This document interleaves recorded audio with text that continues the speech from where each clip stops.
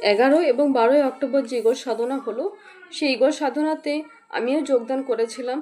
তো যোগদান করতে পেরে, ইগল সাধনাতে থাকতে পেরে আমি নিজের প্রতি মানে ইউনিভার্সের প্রতি অসীম কৃতজ্ঞ যে আমার ওইটুকু থাকার সুযোগ করে দিয়েছে এই সাধনাতে। এই সাধনাতে যে সঠিকভাবে করবে সে অবশ্যই সমৃদ্ধ হবে। আজকে আমি 3 বছর ধরে ইগল সাধনার সঙ্গে যুক্ত আছি। তো আমার জীবনে যে সমৃদ্ধি এসেছে তা শুধুমাত্র ওই ইগল সাধনার জন্য। আমি যে আগের লাইফটা আর এখন লাইফের কোনো আমার একটুও কোনো মিল নেই। তো মানে সম্পূর্ণরূপে ইগল সাধনার জন্য আজকে আমার লাইফে এত পিস, এত প্রসপারিটি, এত অর্থ, এত কিছু আসছে শুধুমাত্র ইগল সাধনার জন্য।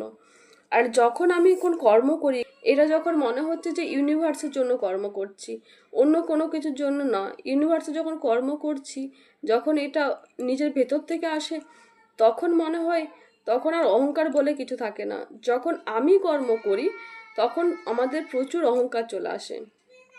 এই ধারণাটা বা এই ভেতর থেকে এই জায়গাটা, এটা শুধুমাত্র ইগল সাধনার জন্যই হয়েছে।